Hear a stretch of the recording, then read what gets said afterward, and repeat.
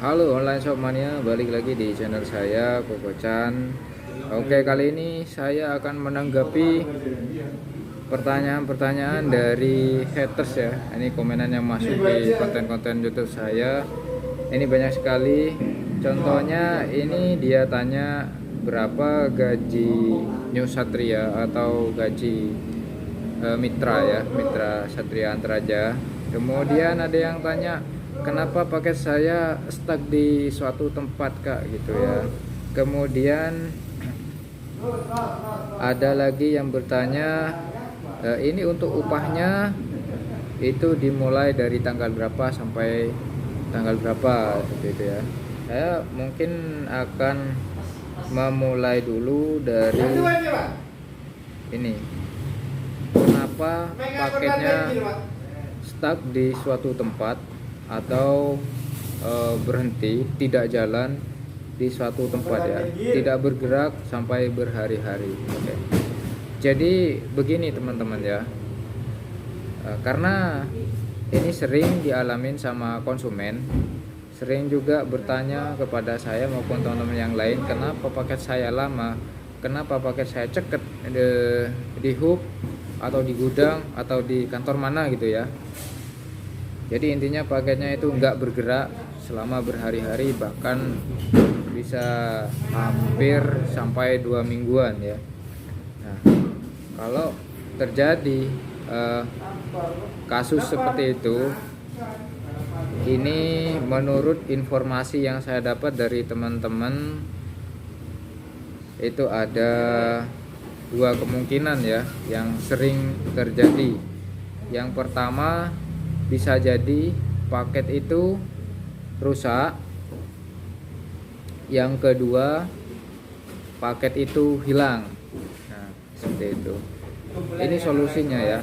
Kalian bisa langsung searching aja di Google, cari itu kantor terdekat atau hub terdekat di mana posisi paket itu terakhir berada ya. Misalkan nanti di Google nggak ada nomor telepon yang mau dihubungin, kalian bisa langsung aja telepon ke CS ya. Nomor CS sudah ada di situ, 021 sekian sekian. Nah, di situ untuk nomor CS itu menampung komplainan kalian para customer ya. Nomor CS itu nggak ada WA ya. Jadi nomor CS itu hanya khusus telepon aja.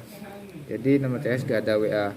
Karena banyak shipper maupun buyer customer ya nanyain, kalau komplain kemana kak, ini CS nya gak ada WA. Memang gak ada WA, kalian harus telepon biasa.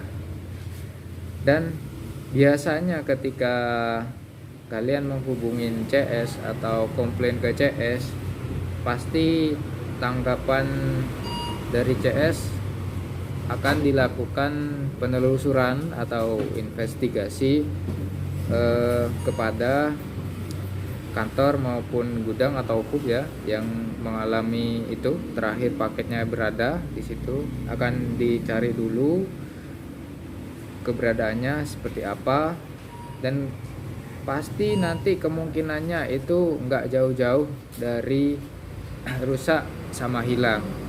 Jadi kalau misalkan sudah ketemu nanti paketnya itu rusak atau hilang, silakan kalian langsung klaim aja untuk penggantian barangnya. Bisa diganti secara tunai ya, nanti ya akan dikirim melalui pihak Antaraja. Jadi ini perlu diperhatikan buat shipper atau pengirim. Jadi paketnya harus betul-betul di packing dengan aman, di packing dengan rapi agar tidak terjadi kebocoran maupun pecah maupun hancur maupun hilang. Biasanya ada paket kecil ya seperti ini, koin berharga misalkan, itu di packingnya sangat kecil sekali mengikuti barang. Itu kalau bisa ditambahin ya teman-teman ya, agak besar sedikit, mungkin sebesar ini mungkin lebih aman ya, kayak lakban ya, meskipun barangnya kalian kecil mata pancing, koin, liontin, apapun itu, meskipun barangnya kecil, packingnya harus agak besar sedikit agar nanti tidak terjadi hilang ataupun rusak gitu ya. Karena rawan sekali kalau paket kecil dan tipis kayak dokumen itu. Gak hanya paket kecil, paket besar aja bisa hilang, bisa rusak. Ya kita nggak tahu nanti di sana seperti apa perjalanannya, gitu ya. Memang berangkatnya paket itu aman, tapi kan nanti kita nggak tahu proses, kan dia akan transit gitu ya. Oke, itu aja jawaban dari saya untuk pertanyaan mas-mas itu ya, untuk paketnya yang stuck di suatu tempat atau paketnya tidak gerak di suatu tempat sampai berhari-hari bahkan berminggu-minggu ya. Kalau misrut beda lagi, pasti akan kebaca kalau paket misrut ya. Oke, terima kasih udah nonton, sampai jumpa di video selanjutnya.